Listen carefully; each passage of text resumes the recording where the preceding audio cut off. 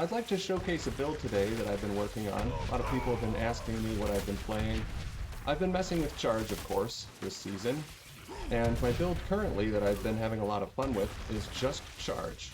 You'll see on the bar I also have Whirlwind, but it's not really doing any damage, it's just there for weapon swaps and stacking Veteran Brawler and stuff like that. People don't usually just run Charge by itself because it's kind of unreliable, doesn't do great boss damage, but I think it can have very good boss damage. This character just turned 100 the other day. I think the high-end possibilities are much, much better than what you just saw. So I'll get into it. You'll notice I have my two-handed, my dual wielding, so that's my Whirlwind. Charge is assigned to two-handed bludgeoning, and you can't see it on the bar, but I do have Rend, and that's assigned to the axe. So when I charge, I should do it with my hammer, right? But if you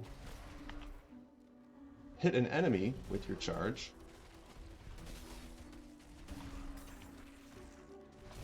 in order to rend, he'll have to swap to the weapon you have assigned to rend. Every time I do a charge, rend, whirlwind, I'll get 3 stacks. We can use that to our advantage in this build to make every third charge overpower. I'll show how this performs in an actual dungeon too, just to get an idea of its limitations. So there are a few versions of this build that I have in my planner, and I'm going to show the most optimized for one-tapping bosses with charge. It requires a lot of gear that is difficult to obtain, and it's also not really optimized for running through dungeons.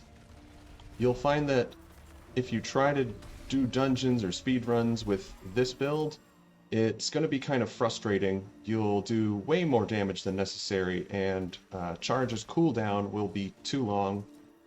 There are a few changes we can make to this to make this function better in general contexts, but I wanted to share the most extreme version because it is, I think, the most interesting.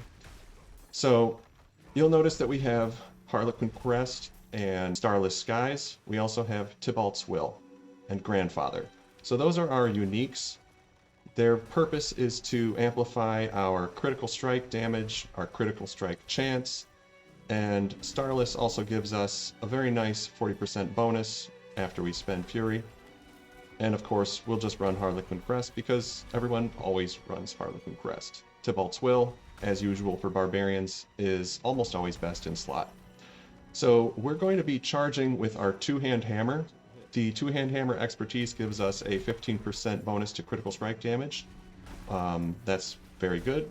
Our technique is the axe expertise because we get a 15% bonus to vulnerable enemies. We'll also be taking advantage of that. We're going to obtain a approximately 90% critical strike chance with this build. We need to do that because unlike HotA, we cannot guarantee our crits with the Ring of Red Fury, or Furor, so we need to actually rely on chance.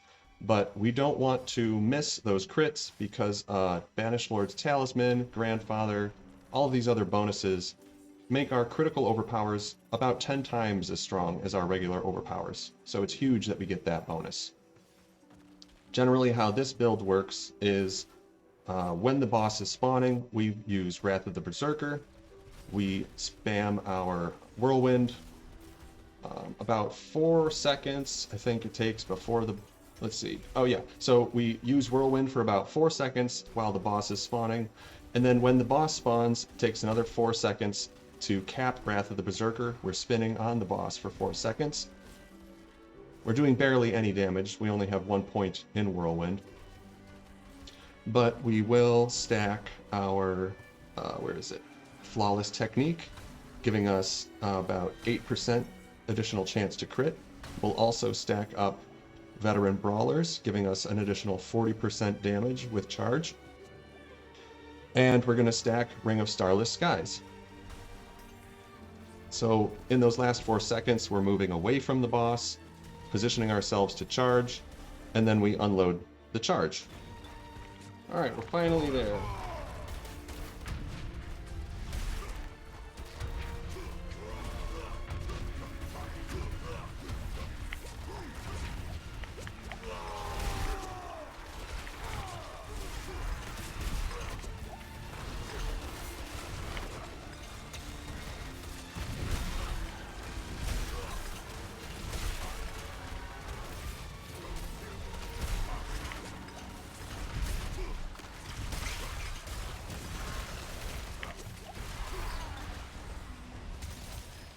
Okay.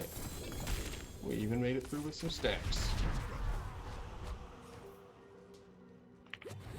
So yeah, that's pretty much it.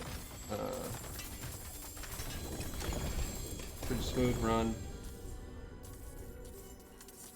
Except for the death to the environment. Can't really blame the build for that, right? More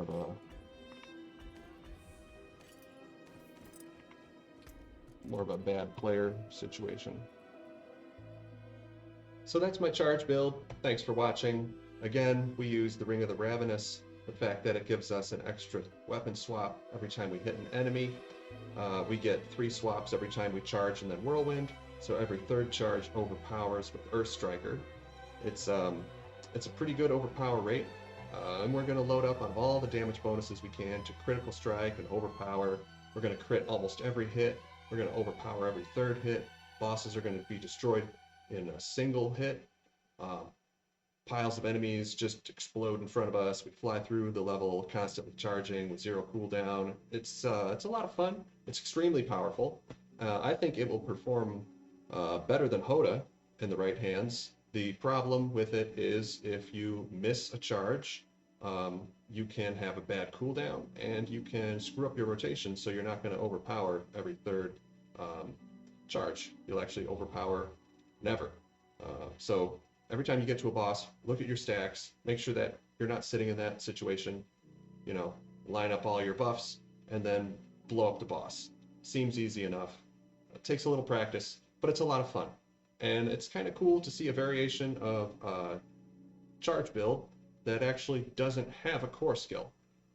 Again, it's a little risky, but you can make it work. And I think it's got potential for higher top-end damage than any other ability in the game, except for like weird rogue shit Kamehameha builds. I don't even know what they're doing. They're not on my radar. They're not a Barbarian. It's a different game. Don't ask me about that. Anyway, thanks for watching. Let me know in the comments if you'd like to see other variations on this. Ideas that I'm playing with include Rend-focused bleed build with no overpower, no crit.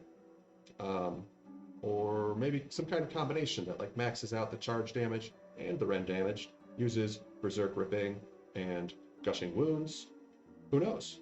Maybe we'll see Gushing Wounds perform really well. I guess we'll have to wait and find out. Anyway, thanks for watching. Hope you enjoyed it, and let me know what you think.